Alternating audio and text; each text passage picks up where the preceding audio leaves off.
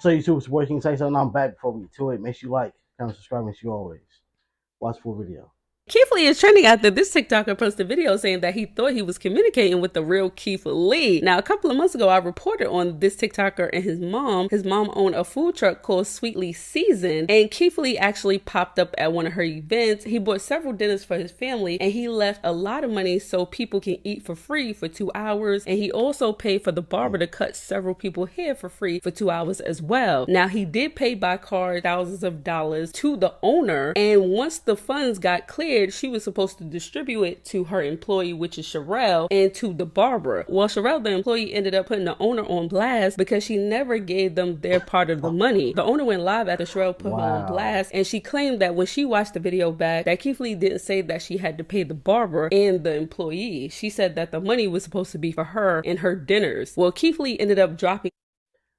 Man, why would even if you did think that, with how if somebody's paying in advance for 2 hours that they're not there,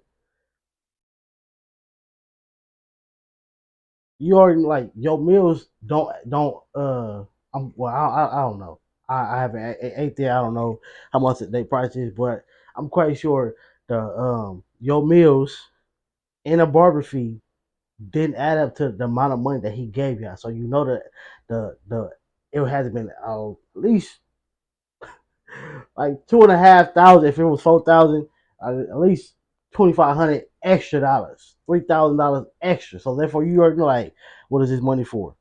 Oh, let me bless my crew.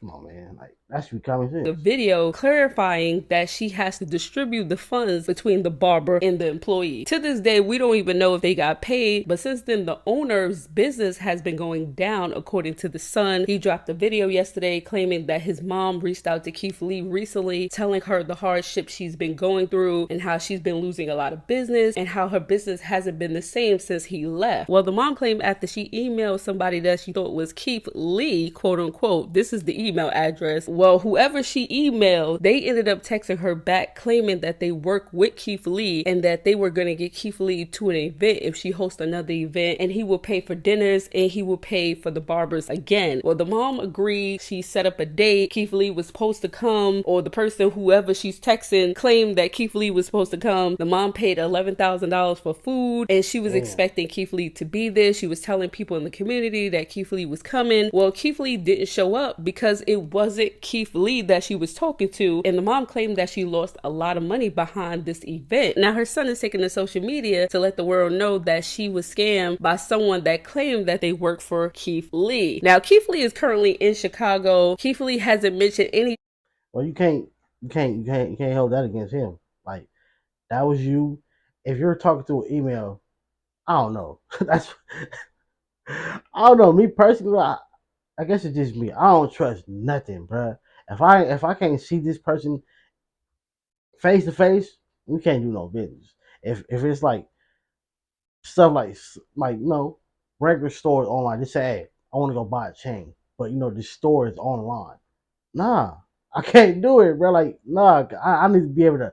I need to be able to come to the store in case something goes wrong. That'd be my whole thing. If I can't pull up, no, I'm good. So you talking to somebody through an email, like they could have called you, even though it's still with the call, you still could have got scammed. But at least that that would have probably looked at it a little bit more better. That probably would have helped you out a lot more. Like, hold on, this voice, the way you're talking to me, it sounds like you're probably trying to pull something over me. Probably, but that's crazy, man. Thing about this situation as of yet. He's been in Chicago reviewing food while he's been out there. So I don't know if they saw that he was in Chicago and that he never mentioned leaving Chicago, but they claim that the person that texted them said that he was going to catch a flight to come to her event so he could pay for the 2 hours worth of food and he could pay for the barber. So yes, we know she wasn't talking to the real Keith Lee now. We know he was in Chicago, all of that stuff. But when she was speaking to this person, they said his plane was landing and stuff. So we wasn't really any red flags, but this email is a red flag. This is where the messages came from. Work I table. didn't see this until Yeah. now. Mind you, I don't monitor my mom's phone all day. I got my own life, my own business. I don't have time for this. But this, yeah, it does look fake. If anybody can track this, contact. Yeah, like mind you, hey, I would think if you're texting to an email, that means that phone is off. They're using Wi-Fi, right? Because hey, we've all been there. I've been there plenty of times. So therefore, it used to be when you're texting, especially with the iCloud. That means your phone is off. You're using Wi-Fi because you can't pay your bill. Unless I did have a friend who just got a new phone, and when they text me, the email came instead of the number. I did have that, but that's because something was off. Again, something was off. And then this supposed to be a business email. Work table 110. Come on, bro. That would have threw me off completely. Like what? Like it's just numbers?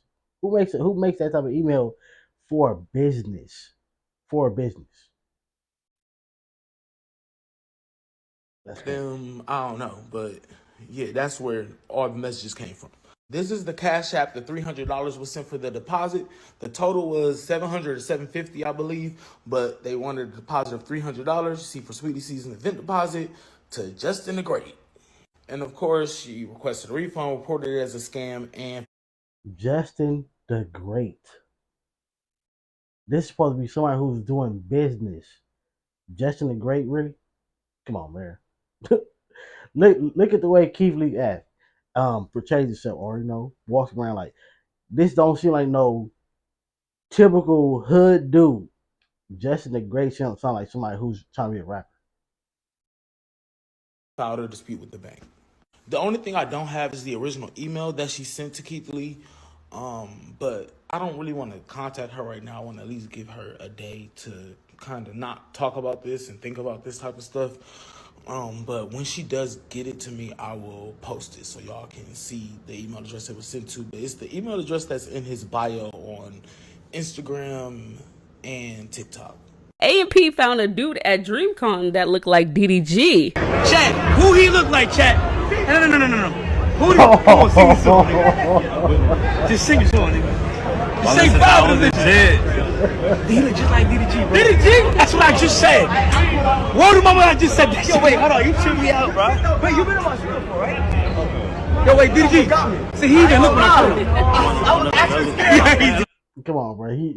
You gotta be putting off that look on purpose, bro. Like, come on, bro.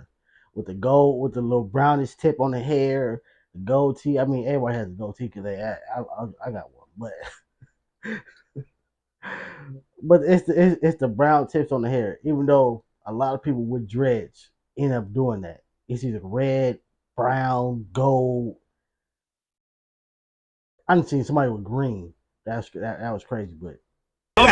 Kevin Hart had this to say about being on Cenat's stream. Of engagement and fanfare, right? You know, when you talk about a Cenat, you're talking about a guy. We did a live stream and we had 750,000 people locked in for 8 or 9 hours. That's insane. Wild. It's wild. Right? That's insane. For 8 or 9 hours, these people stayed and watched. And not until the sleepover aspect started did it drop to like 500, 400. But you're looking at Super Bowl like numbers. You're looking at analytics and data that transfer and equate to what you deem to be the biggest versions of success for television, for ads, for your biggest spots, commercial moments. These guys and girls are cracking the code.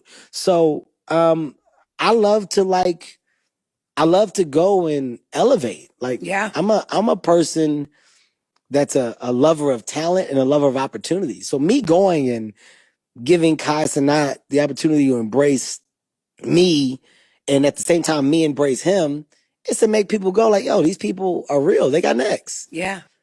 Don't be late to the party and miss a train that's gonna go no matter what. You better figure out a way to figure it out. Like, figure out a way to make that business become your business. And Oh that was kind of God, like bro. my message to these Man, studios, because I think there's a hesitation that some have about giving the opportunity of the first movie or first TV show, or investing the dollars. they gotta think about a lot of times we're not watching TV, bro. We're watching YouTube. I'm watching YouTube right now. Crazy.